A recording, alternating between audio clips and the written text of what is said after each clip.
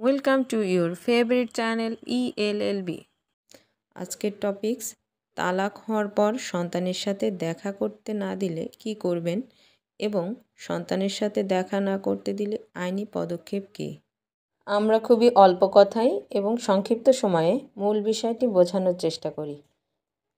আশা করি আমাদের চ্যানেলটি সাবস্ক্রাইব করবেন। আপনার যে কোনো প্রশ্ন বা সমস্যার জন্য কমেন্টস করুন। আমরা 24 ঘন্টার মধ্যে আপনার সমস্যার সমাধান দেওয়ার চেষ্টা করব। স্বামী স্ত্রীর মধ্যে বিচ্ছেদ হয়ে গেলেও আইন অনুযায়ী সন্তানের সঙ্গে দেখা সাক্ষাৎ করার ক্ষেত্রে কোনো বাধা নেই। সন্তানকে দেখার অধিকার থেকে মা কিংবা বাবাকে বঞ্চিত করা যাবে না। অভিভাবক ও প্রতিপাল্য আইন 1890 অনুসারে 18 বছরের কম বয়সী সন্তানকে নাবালক হিসেবে বিবেচনা করা হয়।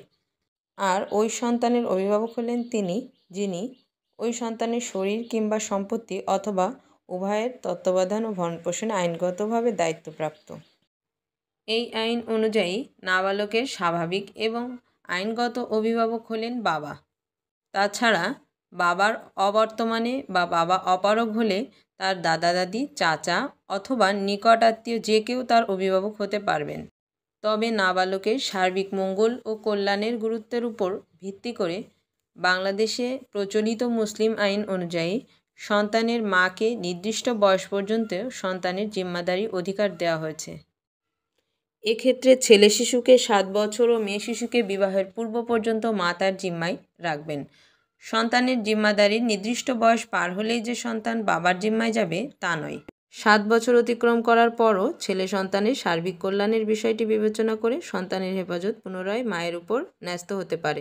এখানে অভিভাবক ও জিম্মাদার দুটিকে আলাদাভাবে বোঝানো হয়েছে। সন্তানের সার্বিক মঙ্গলের কথা বিবেচনা করে অনেক সময় বাবাও জিম্মাদার হতে পারেন।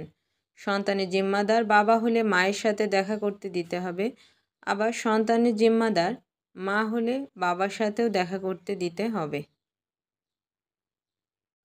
অর্থাৎ বিচ্ছেদের পর সন্তান যার কাছেই থাকুক না কেন, মা কিংবা বাবার সমান অধিকার রয়েছে সন্তানের সঙ্গে দেখা সাক্ষাৎ করার। তালাকের পর কোনো পক্ষ সন্তানের সঙ্গে দেখা করতে না দিলে পারিবারিক আদালতের আশ্রয় নিতে হবে।